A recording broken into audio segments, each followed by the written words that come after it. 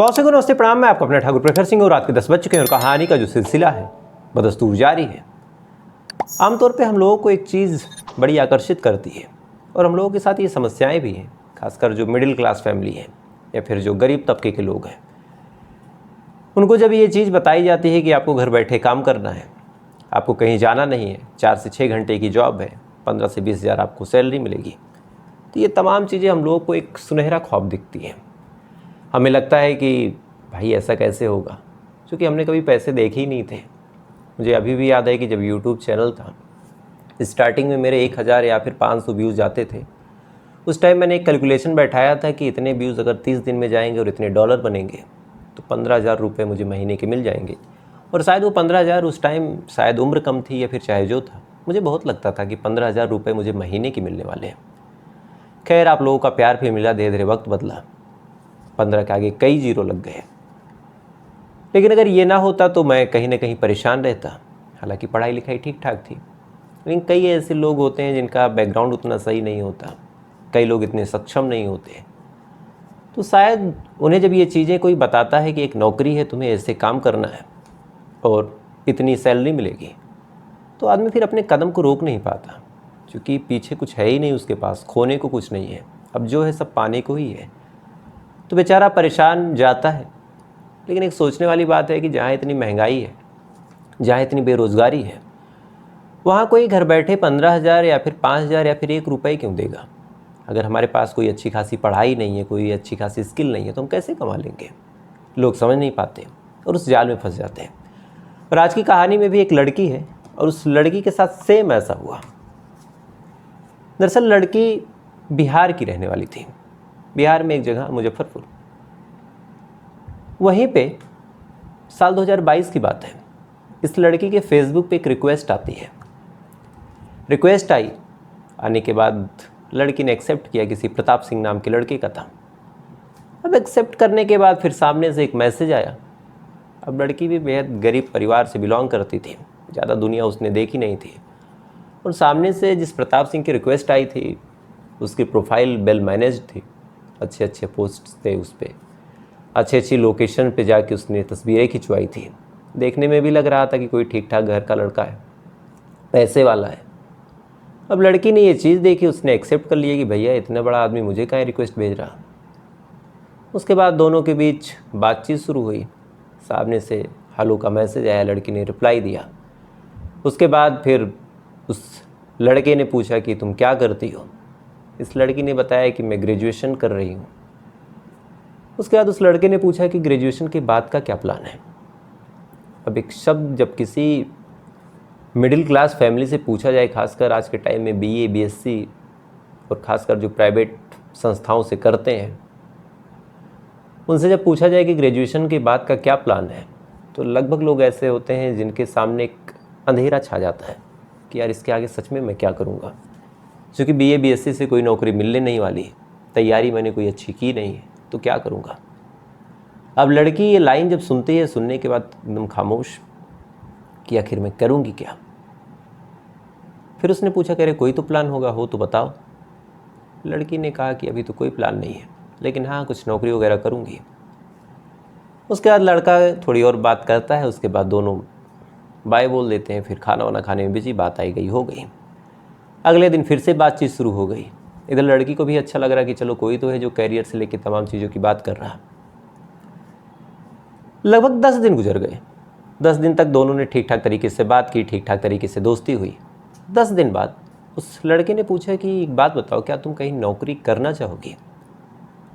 अब लड़की ये बात जब सुनती है, सुनने के बाद एकदम खामोश और खुश कि ये क्या, कोई तो है जो सामने से मुझे नौकरी के बारे में ऑफर दे रहा। लड़की ने कहा कि अगर मिलेगा तो क्यों नहीं करूँगी। सामने से प्रताप सिंह ने कहा कि मेरे पास एक नौकरी है और अगर तुम चाहो तो मैं तुम्हें दिलवा दूंगा। लड़की ने पूछा कि कौन सी नौकरी। उसने कहा कि एक ऑफिस है और वहाँ तुम्हें फ़ोन करना है और डेस्क संभालना है। 3-4 घंटे की नौकरी है, 5 घंटे की, वो करना, तुम्हें रहना खाने का मिल जाएगा, तमाम चीज़ें सही है। इस लड़की ने कहा कि लेकिन मेरी पढ़ाई। उसने कहा कि पढ़ाई तुम वहाँ रह के भी कर सकती हो भाई, 4-6 घंटे काम करो, उसके बाद तुम अपनी पढ़ाई करती हो, क्या दिक्कत है। रहना फ्री है, खाना फ्री है, ऐसा तो है नहीं तुम्हें खाना बनाना है या फिर 10 घंटे तुम्हें जॉब करनी है, 4-6 घंटे करना है, लगभग 25 से 30 हज़ार तुम्हारी सैलरी रहेगी। अब एक तो 4-6 घंटे की नौकरी, रहना खाना फ्री, 25 से 30 हज़ार सैलरी भी है, पढ़ाई लिखाई में सपोर्ट हो रहा। अब लड़की एकदम समझ ना पाए कि ये क्या। उसने आनंद फानन में कहा कि ठीक है, मुझे कोई दिक्कत नहीं है। अब लड़की ने अपने परिवार वालों को बताया, कहा कि मुझे नौकरी मिल रही है और ऐसे ऐसे जाना है। परिवार वालों ने पूछा कि कहाँ। लड़की ने पूरी डिटेल बताई कि हाँ ऐसे एक जगह है और वहाँ पे जाना है। परिवार वाले भी खुश हो गए, उन्होंने कहा कि वाह बहुत बढ़िया। उसके बाद अब पूरा परिवार लड़की को तैयार करा के कुछ पैसे वैसे दे के भेज देता है। लड़की ट्रेन से उस जगह पे पहुंचती है। पहुंचने के बाद प्रताप सिंह उससे मिलता है। मिलने के बाद दोनों एक दूसरे के साथ एक जगह जाते हैं। उसके बाद प्रताप सिंह बताता है कि देखो चूँकि तुम पहली बार आई हो और हम लोग को नहीं भरोसा कि भाई तुम रहोगी या नहीं रहोगी, तुम्हारे रहने खाने का, तुम्हारे रूम का हम इंतज़ाम कर रहे हैं, तो शुरुआत में तुम्हें 20,000 डिपॉजिट करना होगा। कुछ टाइम बाद हम तुम्हें रिटर्न कर देंगे। जब तुम सैलरी उठाने लगोगी तो उससे हम कट कर लेंगे, लेकिन अभी हम 1 महीने तुम्हें रखें और तुम काम भी ना करो, क्योंकि शुरुआत में तुम्हें सिखाना होगा, तो उस टाइम तक हमें पैसे चाहिए। लड़की को लगा कि ठीक है भाई, 25,000 सैलरी है, अगले महीने मिल ही जाएगी। अच्छा ये पैसे भी कुछ एडवांस ले नहीं रहे रहने और खाने का, तो 20,000 में मैं रहना और खाना तो ऐसे भी है मेरा, तो कोई दिक्कत नहीं। लड़की ने 20,000 रुपये अपने माँ बाप से बोले और माँ बाप ने मैनेज किए, पैसे उठा के प्रताप सिंह को दे दिए। बात आई गई हो गई। अब गई थी तो नौकरी भी चाहिए थी, तो पूछा लड़की ने कि जॉब कहाँ है। प्रताप सिंह उसे अपने साथ लेके जाता है। जाने के बाद एक कॉल सेंटर टाइप की जगह पे जाता है और वहाँ पे पहले से लगभग 30 से 40-50 लोग मौजूद थे। वहाँ पे जाने के बाद प्रताप सिंह उसे बताता है कि यहाँ पे तुम्हें फ़ोन आएगा और फ़ोन पे बातचीत करनी है। खैर ये यहाँ पे तुम्हें जॉब नहीं करनी, यहाँ तुम्हारी ट्रेनिंग होगी। लड़की ने कहा कि ठीक है भाई, ट्रेनिंग दे दो। अब ट्रेनिंग शुरू हुई। ट्रेनिंग में लड़की को सिखाया गया कि कैसे फ्रॉड कॉल करने हैं, यानी वही कॉल जो बताया जाता है कि आपका ATM कार्ड एक्सपायर होने वाला है, आपका ये डॉक्यूमेंट ख़राब हो गया, आपके पास एक OTP गई होगी, यानी वो तमाम चीज़ें जिससे लोगों के बैंक बैलेंस से पैसे निकाले जाते हैं। अब इस लड़की से वो तमाम चीज़ें करवानी जानी शुरू हो गई, इसको ट्रेनिंग दी जाने लगी। अब धीरे धीरे लड़की को भी लगा कि शायद ये चीज़ें गलत हैं, लेकिन उससे ये कहा गया कि तुम्हें यहाँ जॉब नहीं करनी। उसने कहा कि चलो ठीक है, जिस धंधे से मेरा कोई लेना देना नहीं, तो गलत हो या सही हो मुझे क्या। काफ़ी टाइम तक ट्रेनिंग दी गई, उसे अच्छा खासा ट्रेन किया गया। उसके बाद उसे लेके जाया गया। उसके बाद कॉल सेंटर में उसे कहा गया कि यहाँ तुम नौकरी करोगी। उसके बाद अब लड़की मजबूर, उससे कहा गया कि तुम फ़ोन करो। लड़की ने फ़ोन किया, कुछ लोगों को फंसाया, बातचीत करी, लेकिन अब ये जॉब उस लड़की को समझ नहीं आ रही थी। उसे कहा प्रताप से कि यार देखो ये मेरे बस का नहीं है। प्रताप ने कहा कि देखो कुछ दिन की बात है, कर लो, और लगभग 30 से 40 लोगों को जब तुम कॉल कर लोगी, उनको जोड़ लोगी, तब तुम्हें शेयर होल्डर बना दिया जाएगा, और शेयर होल्डर के बाद इस कंपनी में तुम्हारा परसेंट होगा, तुम्हें कुछ करना नहीं होगा, लाखों रुपए तुम महीने की कमाओगे, क्या दिक्कत है। लड़की भी खुश, उसने कहा कि चलो कुछ ही दिन की बात है, कर लेते हैं। उसने फिर करना शुरू किया। लगभग अक्टूबर साल 2022 की ये बात है। 2023 आ गया। 3-4 महीने तक ये तमाम कार्यक्रम चलता रहा। 3-4 महीने बाद अचानक से पुलिस की रेड पड़ती है। अब पुलिस की रेड पड़ी, जितने लड़के लड़की थे उनको गिरफ्तार किया जाने लगा। अब ये लड़की डर गई, उसे लगा कि ये क्या हो गया। फ़ौरन प्रताप सिंह वहाँ आता है और आने के बाद कहता है कि भागो यहाँ से, यहाँ कुछ दिक्कत हो गई है। अब लड़की वहाँ से भागती है। प्रताप उसे अपने साथ लेके जाता है और दोनों पहुँच जाते हैं हाजीपुर। हाजीपुर पहुँचने के बाद तब उसे एक नई चीज़ पता चलती है कि दरअसल ये जो कर रहे थे वो एक स्कैम कंपनी थी और वहाँ पे लोगों को ठगा जाता था। अब ये हाजीपुर है, मन में एक डर भी है कि वापस जाए, कहाँ जाए, क्योंकि 20,000 रुपये पहले भी जमा कर चुकी है। प्रताप सिंह ने उससे कहा कि मैं तुम्हें प्यार करता हूँ, इसलिए मैं तुम्हें बचा लाया। अब लड़की को लगा कि चलो नौकरी फोकरी ठीक है, लेकिन एक लड़के से जिससे मेरी दोस्ती थी, कम से कम वो मेरे साथ है, वो मुझसे प्यार करता है। इसी के बाद उस प्रताप सिंह ने इस लड़की के साथ फिज़िकल रिलेशन बनाने की कोशिश की। लड़की ने मना किया, कहा कि अब इतनी भी जल्दी क्या है, प्यार करते हो, लेकिन इसका मतलब ये नहीं कि मैं अपनी इज्जत, अपनी आबरू तुम्हें सौंप दूँ। ये लाइन जैसे ही इस लड़की ने बोली, फ़ौरन प्रताप अपने बेल्ट को निकालता है। निकालने के बाद इस लड़की को पीटना शुरू करता है और लगभग 85 बेल्ट मारता है, बुरी तरीके से पीटता है। अपने कुछ दोस्तों को बुलाता है, वो लोग भी पीटते हैं। उसके बाद इस लड़की को कहा जाता है कि अब तुम अपने जिस्म को बेचोगी। लगातार इस लड़की के साथ रेप किए गए, लगातार इस लड़की के साथ जबरदस्ती संबंध बनाए गए। प्रताप सिंह इसका शोषण करता रहा। एक बार ये लड़की प्रेग्नेंट भी हो जाती है। प्रेग्नेंट होने के बाद इस लड़की को दवा खिला के इसका गर्भपात कराया गया। उसके बाद फिर से इसी धंधे में इसको ढकेला गया।